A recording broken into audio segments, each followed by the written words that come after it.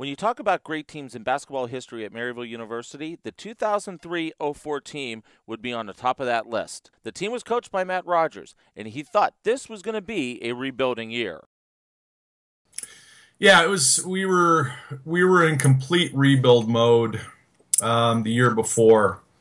We'd graduated about 9-10 seniors. I took over the program, and we brought in a class of 5 freshmen and a transfer. So we had 6 kids that we really knew that if we were patient, they were going to do great things, but we were just struggling. The Saints opened the season playing a very tough schedule to prepare them for play in the SLIAC.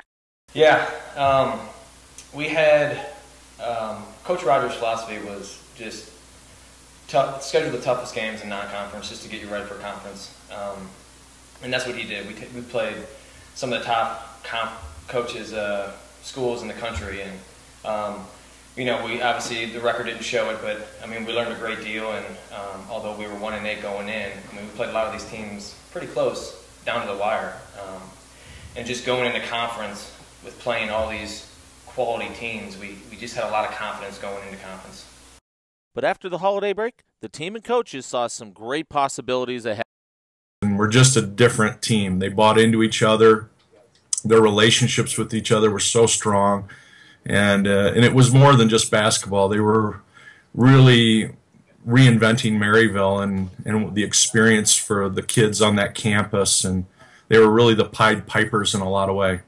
Just a lot of fun to watch them grow. And grow they did as they grew as a team and helped support the other teams on the Maryville campus. That was a lot of fun. We went to a lot of soccer games, and Matt Regan, he played basketball. He also played soccer, and just friends with a lot of guys on campus. So it was, we were always having fun, taking little road trips and dressing up and acting a little rambunctious, probably more so than what we should have. But yeah, and I think that brought us together just as a team too, doing all that stuff outside of basketball. We all always enjoyed hanging out with each other, and still do today. The team would win the SLIAC championship with a 12-2 mark and advance to the NCAA Tournament for only the 2nd time in school history. Big deal, and especially for here. I think it had been a while that the basketball program had anything happen like that. So we were pretty proud of ourselves to represent Maryville and go play at Illinois Wesleyan. And it was a great venue. There was probably 2,500, 3,000 people there. And it just, it was a ton of fun to go play in that environment. I wish it would have been a different outcome. We played all right, but I think it was a game we could have won. But yeah, just the experience itself, something I won't ever forget. I mean, the number one memory is the national tournament game. We showed up to, it was at Illinois Wesleyan, which is, a powerhouse in Division III, and we showed up and they had their own arena. And there's 3,000, 4,000 fans packed. Not to see Maryville, to see Illinois Wesleyan. And what a group of young men they were.